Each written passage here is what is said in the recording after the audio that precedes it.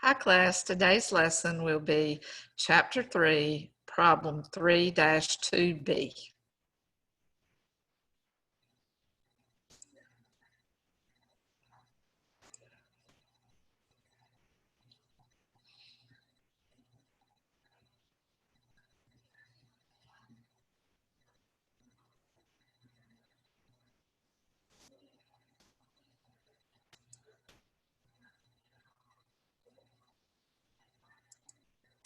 Okay, I believe you can see on your screen now that I've got up Chapter 3, Problem 3-2B. I decided to put this in an Excel spreadsheet because I got a lot of explaining that I need to do, and there's a lot of calculations with this, and so I just thought it would be easier for you to see all the calculations that I did. I don't want you to get too overwhelmed with all the calculations, though. The main thing I want you to be able to do is to be able to prepare adjusting entries. And so what they've given you in this problem is that we're going to be a realty company and our year is going to end on November the 30th. They have given us some amounts that are from the ledger, and this really is the unadjusted trial balance, but it's a partial one, and they didn't give you all the accounts that would have gone on this particular company, but they gave you enough to be able to solve the information. So if you'll just think of this like an unadjusted trial balance here, I had to do some finagling with this problem, and I found that the trial balance didn't balance out. And because it didn't balance out, they had left off a liability called accounts payable, and I just put that in there to make this unadjusted trial balance out, because if you remember from Chapter 2, our unadjusted trial balance has to be equal. The total debits have to equal the total credits. And so they've given you the balances of these ledger accounts. And they've also told you some additional information about some of the ledger account balances that we have here that need to be updated at the end of the accounting period. So in this chapter, what we've been talking about is preparing adjusting entries. This is the information that you need to be able to record those adjusting entries. Now, in your homework problem on Excel, they only want you to put the adjusting entries in the journal. But to help explain how they get the adjusting entry amounts to put in the journal, I have made up T accounts so that we can analyze through the T accounts first. You don't have to do this for your homework, but it's always a good idea on your scrap paper to analyze your work through T accounts. So as you can see, I've created a couple of T accounts for supplies, because in the additional information, the first part of the information says that supplies on hand at November 30th are $550. Well, what we would want to do is we would want to look at our unadjusted trial balance to see what the balance in the supplies account was before we adjust it. So do you see here where they've got supplies and it has a debit balance in there of $31.70? Now this balance is no longer correct. That's why we prepare adjusting entries, because at the end of the accounting period, we want to update our general ledger accounts to make sure they reflect the proper balances so that we can prepare our financial statements correctly. So at the end of the period, once you've completed your unadjusted trial balance, you may start to look through that unadjusted trial balance for accounts that need to be adjusted. One of these accounts is what we call the deferred expense. Remember, deferred expenses were examples of prepaid accounts. We record a deferred expense as an asset when we purchase it, So at some point in time, we have purchased $31.70 of supplies. Now they're telling us that it's at the end of the period and that balance in the ledger is no longer correct. So we have to update it. And so to do that, what you would do is you would subtract the amount that you have left on hand at the end of the period from the supplies account. And what that will do is it will tell you the amount that was used. The used amount of the supplies would be credited to the supplies account. So in this T account, I put in the unadjusted trial balance amount that they gave us. We have to find the amount that's used in this situation because they didn't tell us how many supplies we used. They just told us what we have left on hand. So if you could kind of think of this like maybe you have all your supplies in a closet and we put $31.70 dollars worth of supplies in our closet during the period of time. It's now the end of the period of time and we open up our closet and we see that we've got only $550 worth of supplies left. Might be time to go buy some more supplies. But before we do that, we would adjust the supplies account by crediting the supplies to make it go down because supplies is an asset. When you put it on the credit side, it's reducing the supplies amount.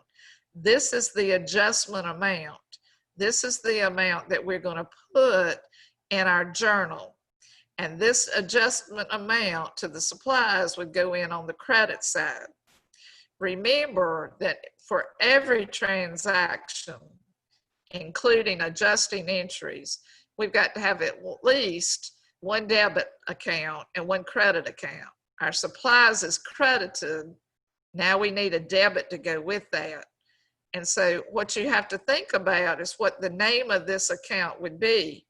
So if I've used $26.20 of my supplies, then what that means is that has become expense to me.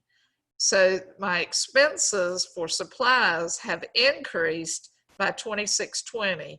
I will debit my supplies expense to make my expenses increase. Remember from chapter 2 that expenses always increase on the debit side.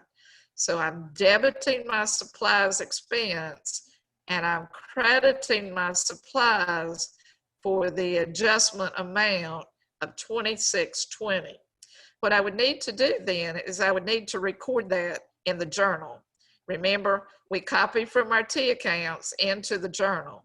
We start with our debits first. So my supplies expense is going to be debited in the journal.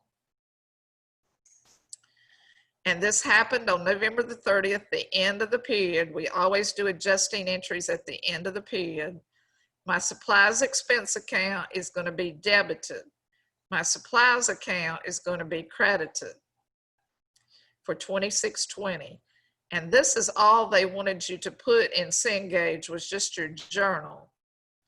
But I think it's important that you understand how to analyze transactions through T accounts. You should always use T accounts as tools to help you to solve the problems. And so in this case, our supplies had this amount previously. Now we know we've used this amount. So the amount that I have left over in supplies is what I'm going to call the adjusted trial balance. So once we get our journal entries in the journal, then we will post them to the ledger account. Then we will prepare an adjusted trial balance. But this is what the balance of the account looks like right now. And so in the ledger, the balance of the supplies account should be showing $550, whereas the balance in the supplies expense is showing $26.20. But that's in the ledger. And this adjusted trial balance amount will end up on your adjusted trial balance. And I'll show you one in just a minute. The next type of a depreciation account they wanted us to analyze, or the next type of adjusting entry that they wanted us to analyze, is depreciation of equipment during the year is $1,675. So what I did is I drew out two T accounts representing, one of them is representing depreciation expense, and the other one I have named accumulated depreciation. When you have something that we call plant assets, which in this case would be our equipment we intend to use for a long period of time. So we're going to record it as a plant asset on the balance sheet.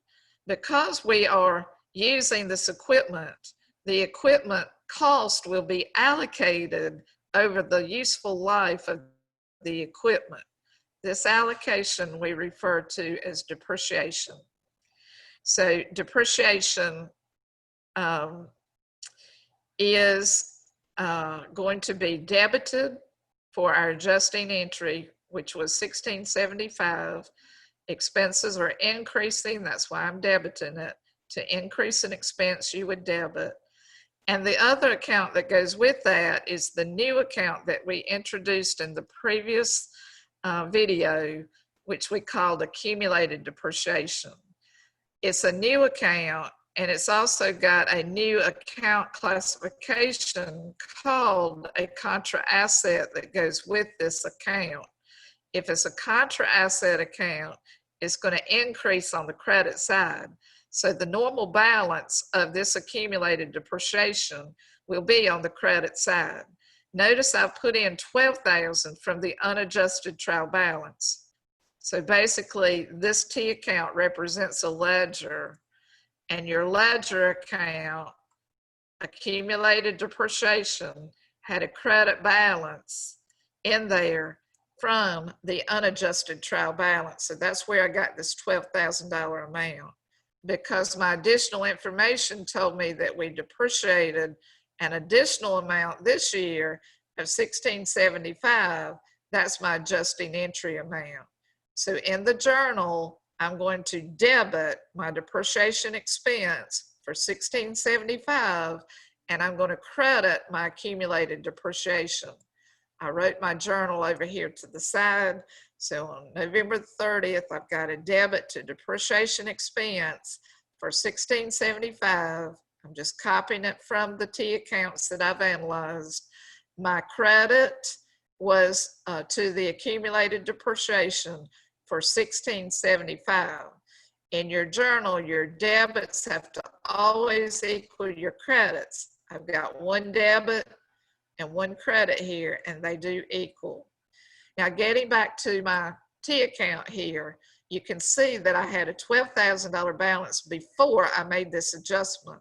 Once I've made this adjustment, I've added to that, and now I have an adjusted trial balance amount of $13,670.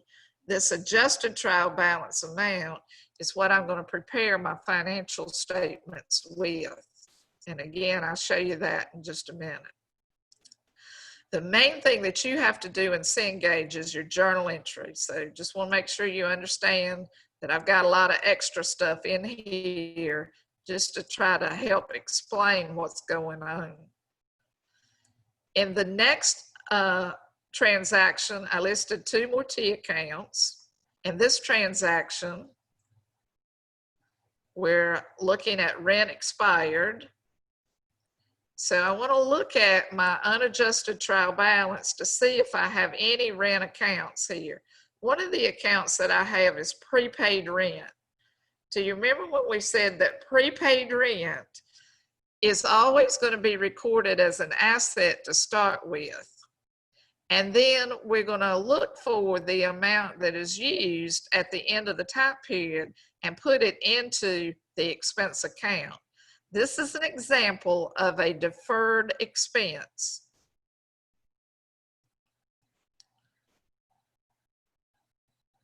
So I put my unadjusted trial balance amount in first, and again, that came from the information that they gave us. Right here, my prepaid rent was $12,000. So my asset account, prepaid rent, had an unadjusted trial balance of $12,000. I know that it says in my additional information that the rent has expired. That means it's used, it's gone away.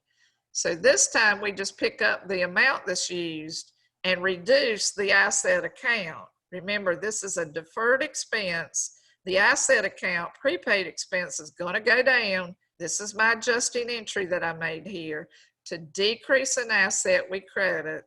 And then I need a debit to go with that I'm going to name rent expense, because $8,500 of my prepaid rent became expense to me. And this too is an example of a deferred expense. So supplies, prepaid rent, both of those were types of prepaid expenses. All prepaid expenses will be deferred expenses. This depreciation is not an accrual, and it's not really a deferral. It's just what I call an other accounting adjustment that you have to do. It's the one that we use for depreciation. The next transaction that we're going to be looking at is wages accrued. Notice it tells you that it's an accrual. So there were two types of accruals we've talked about. One is accrued expenses and the other is accrued revenue. If it's wages that we're going to be paying in the future, it's got to be an accrued expense. It can't be accrued revenue, because we're expecting to pay this later on at another time other than November 30th. So it's probably going to come due in the next accounting period, which would be December.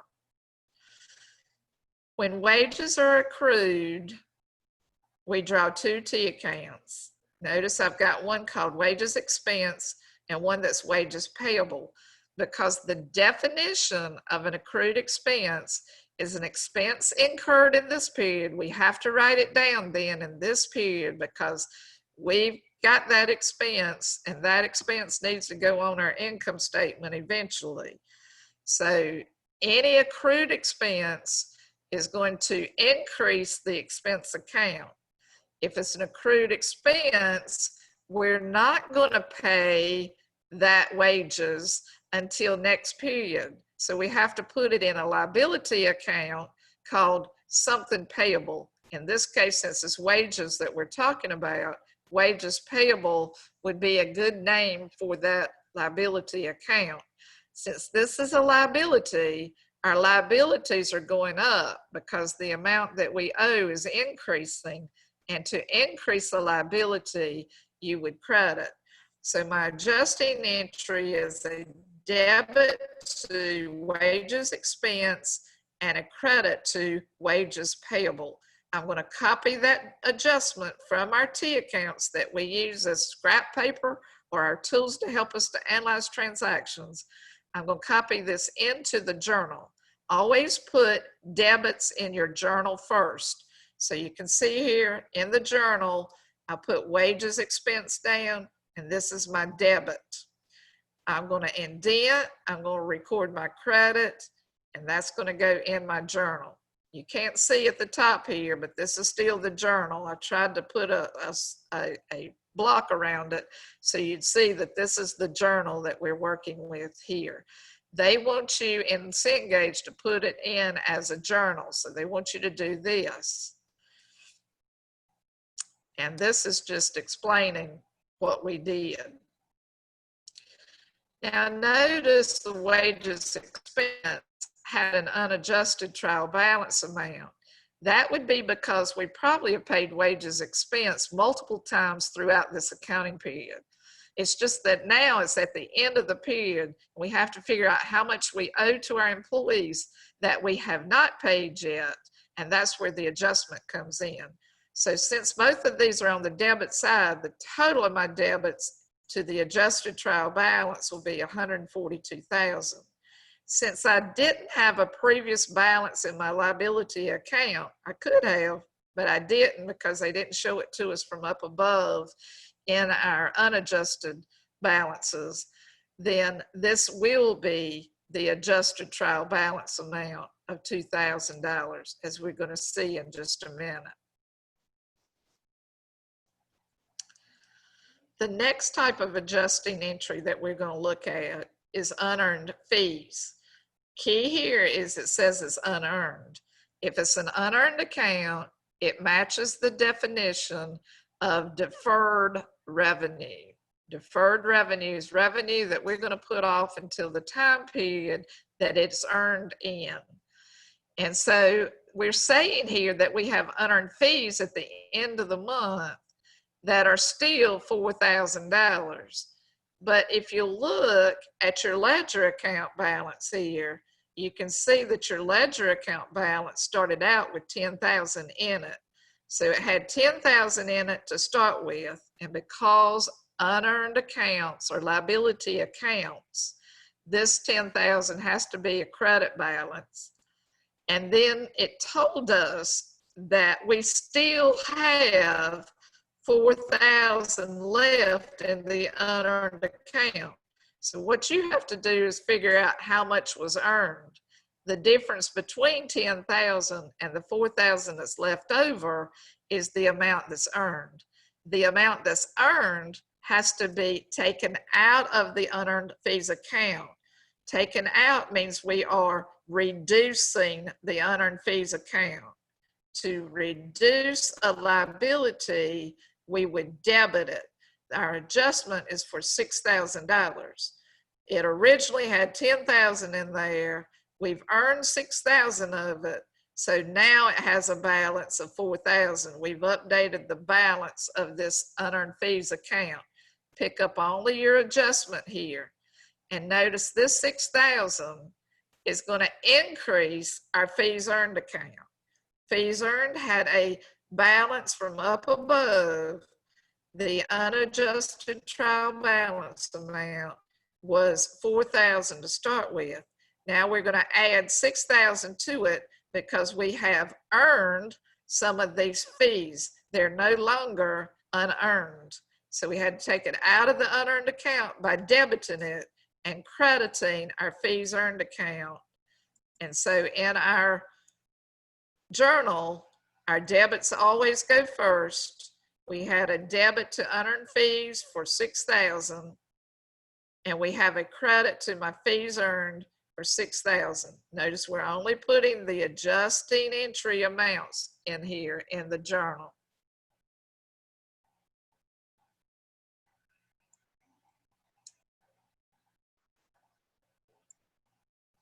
Then in our final transaction, we have some unbilled fees. Unbilled means we haven't sent an invoice yet.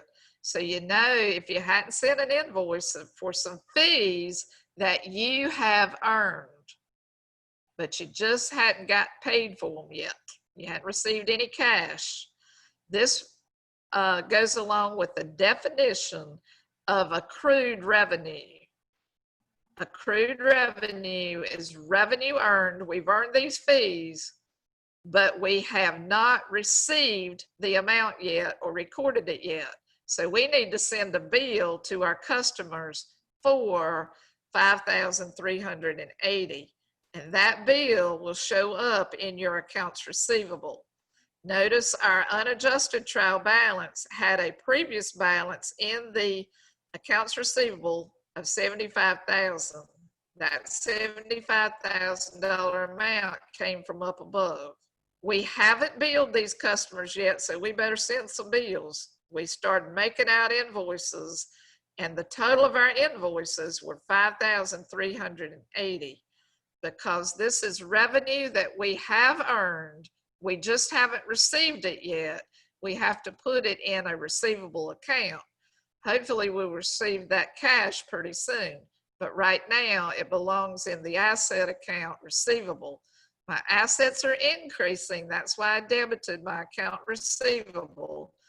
And my revenue is also increasing because I've earned this $5,380 from those customers that I'm sending bills to. I've earned it this period. It's got to go in the revenue for this period of time so that we can match our revenues and expenses with our period of time.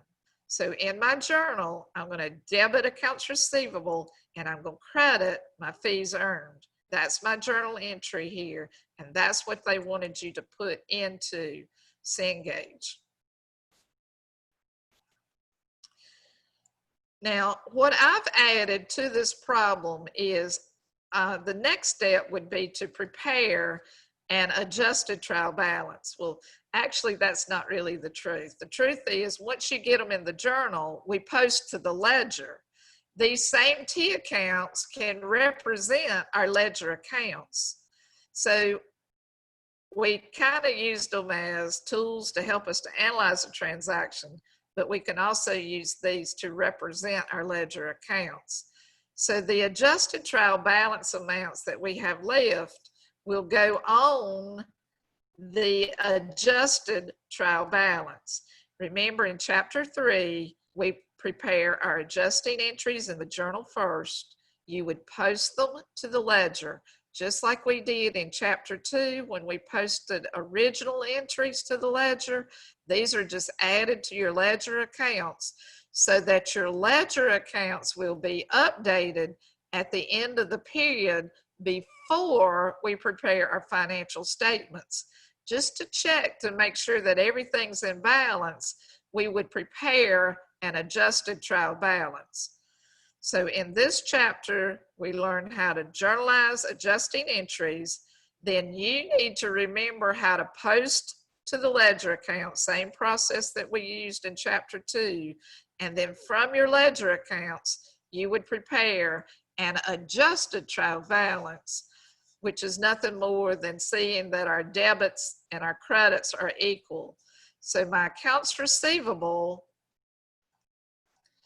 is the first account that I would list because it's my asset account, and my accounts receivable balance right here in my ledger account. Remember, these T accounts represent ledgers now. The adjusted trial balance amount is $80,380. That's where I'm getting this balance.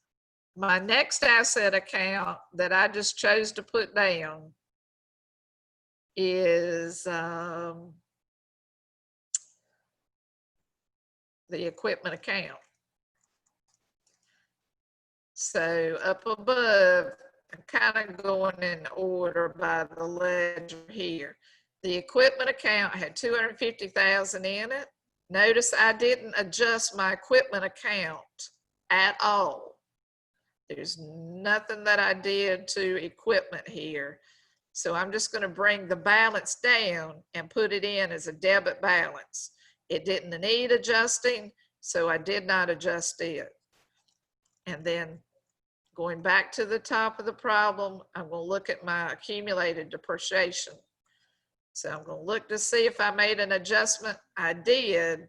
Notice the adjusted trial balance, $13,675, is what I'm going to pick up and put on my trial balance. Notice it goes on the credit side because accumulated depreciation is a contra asset account.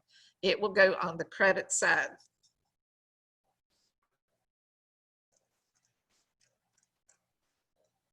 So we've taken care of accumulated depreciation. The next account is prepaid rent. Look to see if you've adjusted prepaid rent. We did. Look at the new balance. It's $3,500, and that would be brought forward to the adjusted trial balance. Then we're going to move right down the line. We talked about prepaid rent. Now let's look and see if we did anything to supplies. Here's our supplies account. The ending balance is $550 that we would put on the debit side of our adjusted trial balance.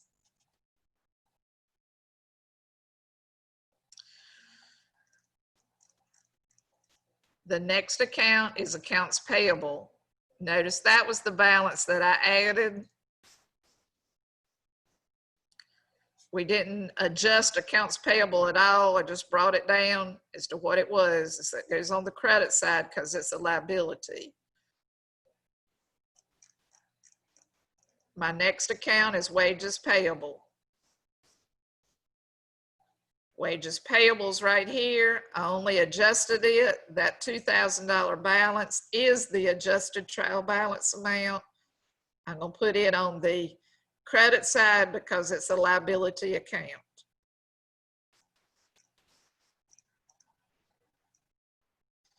Then I'm going to pick up my unearned fees. I'm going to look to see what I did for unearned fees. My unearned fees has a remaining credit balance of $4,000. This goes on the adjusted trial balance.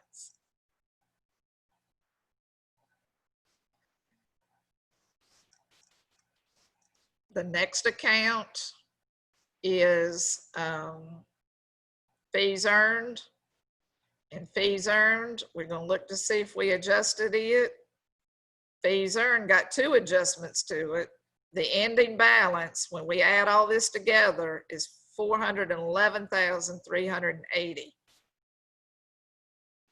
And that's what goes on the credit side here.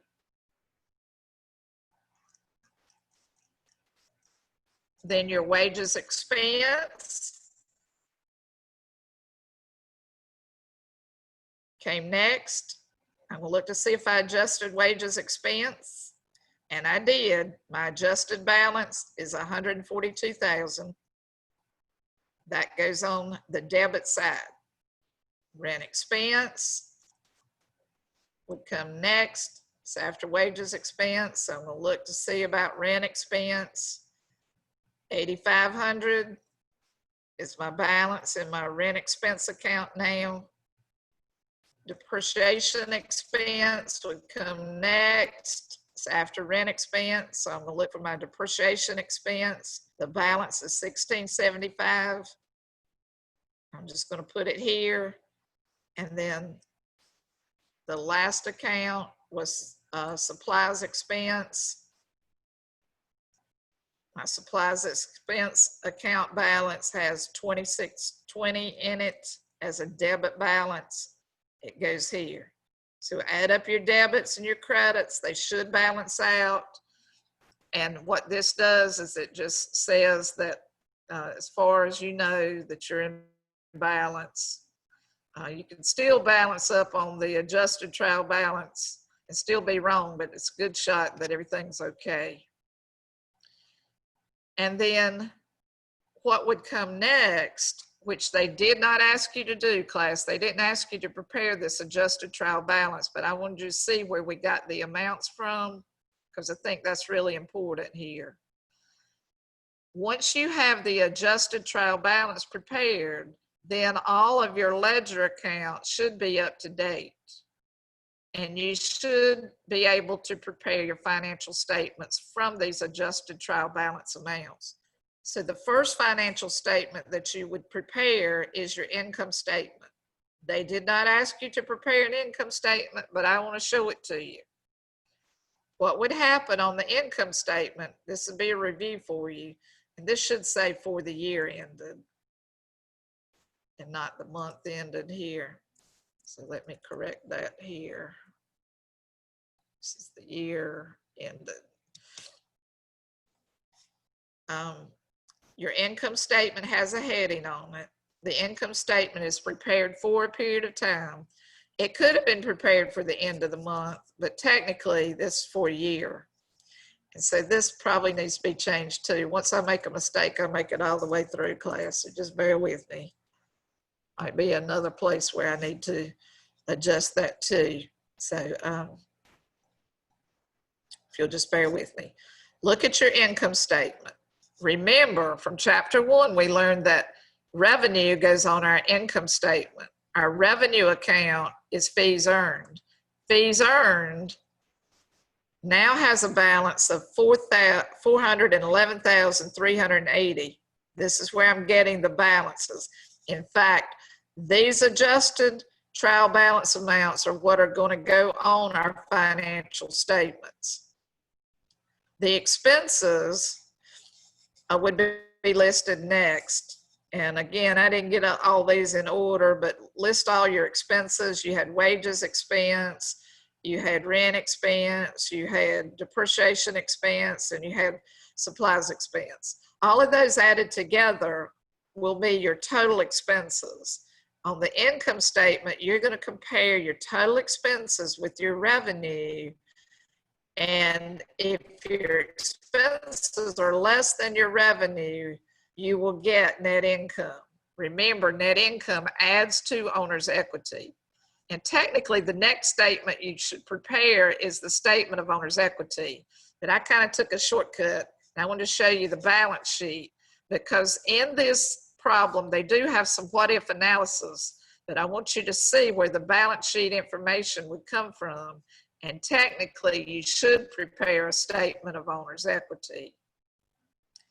It's kind of hard to do because they didn't give you all the accounts here. Notice there's no owner account, which you know that's not going to be true. So there should be a capital account in here. Notice they didn't have any cash either, which I thought was kind of strange, but I'm just trying to present to you as best I can what information they gave us. All right, so on your balance sheet, what I want to emphasize to you tonight is that our assets are now broken down into current assets and planned assets. Your current assets will be used up within a year, or we will collect the accounts receivable within a year. That's current assets just means that they're either expenses that we intend to use up within the year, or they're assets that we're going to convert to cash within a year. So I listed all my current assets first and I totaled them. Our planned assets we talked about when we talked about depreciation. Remember, planned assets are those assets that we intend to use for longer than a year. We only had one plant asset in this company, and the plant asset was equipment. So my equipment is going to show up on the balance sheet as a plant asset. Because we made an adjusting entry for depreciation on that equipment, we have to record the contra asset account, accumulated depreciation, right underneath the plant asset that is depreciating. So in this case, we were depreciating equipment, and we only had one asset, and so we were depreciating equipment, one plant asset that was depreciating. We could have had an automobile that might be depreciating. We might have had some other type of machinery that could have been depreciating. If we did, we would put them all under the plant asset section. Also, we record land under the plant asset section, but it's the only one that does not depreciate. So land would just have the cost of the land under plant assets. But again, in this problem, they made it really simple and they just had one plant asset, and that one plant asset was equipment. You have to show accumulated depreciation underneath the equipment account, because accumulated depreciation is a contra asset account. It's going to offset the balance of the equipment account. Notice this says that there's less accumulated depreciation. That means we're subtracting this from the cost to get the book value of our asset equipment. The book value of our asset equipment is $236,325. And because we only had one plant asset, which was equipment, that is the total of our plant assets. So I just brought this total over here. Our plant assets plus our current assets will equal our total assets. Now your liabilities can be broken down into current liabilities and long-term liabilities. Your current liabilities are those liabilities that we would pay off within the coming year. If it's a long-term liability, usually they'll tell you when it's going to be due. In our situation here, in our example, all of our liability accounts were current liabilities. And again, I'm just copying the amounts from the adjusted trial balance. So we had accounts payable, wages payable, and unearned fees. All of those are current liabilities and would be listed in the current liabilities section. Then you will total your current liabilities. Now, class, we had to have, and I see I need to move this up, so just bear with me for just a second. Okay. We have to have some owner's equity in order to make our balance sheet balance. Remember that we didn't prepare the statement of owner's equity, but we should have. The only thing we would have that would affect the owner's capital is the amount of the net income.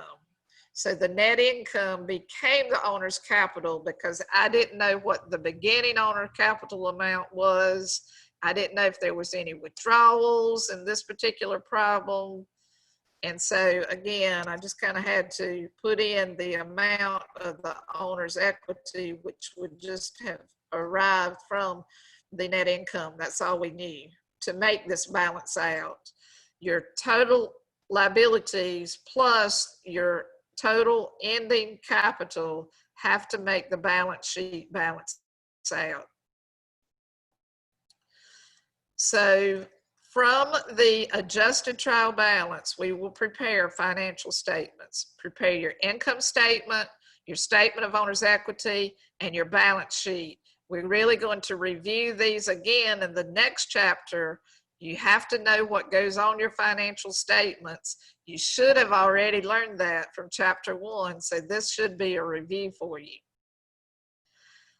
Now this next part, and I need to add something here, so just bear with me till I can get this straightened out. Okay. Hope I didn't throw anything else off, but we'll see. We'll just keep going.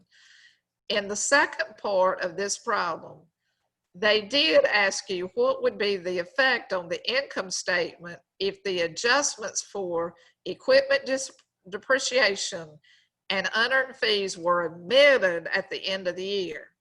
So those adjusting entries that we did to record depreciation and to record the unearned fees, they're saying, what if we didn't have those at all? What would happen to our financial statements? Well, our financial statements would be wrong because if we had depreciation expense, it would have affected our income statement. And if we didn't record that depreciation expense, our income statement would be wrong. If we didn't record accumulated depreciation, our balance sheet would be wrong. If we didn't record unearned fees, our balance sheet liabilities would be wrong. If we didn't record fees earned, our revenue, which would affect the income statement, would be wrong. So in other words, our balance sheet and our income statement will be wrong if we don't record these journal entries. That's why we have to stop at the end of the period and adjust the accounts to bring them up to date so that our financial statements will be correct. Again, they didn't ask you to prepare the journal entry here. I just copied that from the previous journal entries. I'm adding this extra information in here just to explain what would happen. They just give you some fill in the blanks here, and I didn't think that was very fair of them. So I'm going to a lot of trouble to show you the effect that it would have on your financial statements. Now what I did is over here on this left-hand side, I just copied in the income statement and the balance sheet as they were before the correct amounts, before the omission. Over here, I've prepared a new income statement and balance sheet with what would have happened if we did not prepare these adjusting entries, what the financial statements would look like. over here to the side, I just put down what was affected. So in other words, on the income statement, if you omitted some of the fees earned that should have been there, see, we had this credited up here for 6,000. That means this balance right here didn't get in right. This is what we would have recorded. So we were wrong by $6,000, and that made our fees earned understated. And that would affect the income statement. Our depreciation expense would have also affected the income statement. If we didn't record depreciation at all, we would have zero depreciation expense. What we should have had was $1,675, but if we omitted it, there would be no depreciation. So what happens is our depreciation expense will be understated. So when they have you filling in the blanks in Cengage, this is the amounts that they're looking for here. Now they also ask you, how would that affect net income? Well, if my fees earned were understated, remember this became understated amount here by 6,000. My depreciation expense was understated by, it wouldn't have had anything in there. So it would have affected the total expenses, and it would have made the expenses less. If my expenses are less, when I subtract them from my revenue, which is less, it will mean that my net income will be less. The difference between these two amounts is $43.25. So your income statement would be wrong because it would be under the correct amount for $43.25 because you left off these two adjusting entries. It would also affect the balance sheet. Remember, accumulated depreciation goes on your balance sheet. So on our balance sheet, again, this was what it was before the omission, and this is what happens after the omission.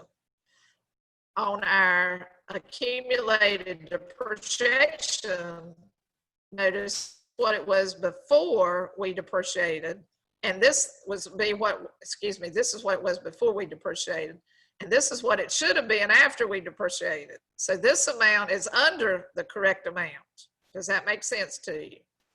So your accumulated depreciation is under $1,675. If accumulated depreciation, which is a contra asset, is deducted from our cost of our equipment, then if this is understated, then this means that our total assets will be over the correct amount because this amount is less than what it should have been. And when you subtract that, it gives you 238. 236 is what it should have been, 236,325, not 238. So the total assets are going to be overstated by 1,675. See, this was more than what it should have been. And that's all that they wanted you to do there. Well, no, we got some more here, I see. And if you look at your adjusting entries, if you left off the unearned fees, your unearned fees would be wrong. Unearned fees affects your liabilities. So, unearned fees, this is what it was before the omission. If we left it completely out, our unearned fees was more than what it should have been. Since the unearned fees was more than what it should have been, the unearned fees were overstated. Since unearned fees is a liability, it'll make my total liabilities overstated. This is what it should have been. This is what it is. So it's overstated by 6,000. And because the owner's equity is affected by the net income, if the net income was understated, then your capital will also be understated. So notice the capital before the omission and the capital after. There's a difference here of 4325, and it's an understatement to the owner's capital. And then because the owner's capital was under what it should have been, and my liabilities were more than what they should have been, the difference between those is the 1675, which is the amount of the, basically the accumulated depreciation. And anyway, if you look at this is what it was before the omission, this is what it is after the omission. And so the difference is 1675 that is overstated. And so what they wanted you to do is fill in the blanks in Cengage. And so I took you through a whole lot more than you have to do, but you have to understand what happens if you omit these accounts. Your financial statements will be wrong. And so as a review for this chapter, you need to know how to prepare adjusting entries. You need to know how to put them in the journal. You need to know that you will copy from the journal to the ledger, and then you'll prepare an adjusted trial balance. And from that adjusted trial balance, we will prepare financial statements. And that's all I want to talk to you about tonight. So we'll stop sharing here. And I will stop the recording. See you next time. Bye-bye.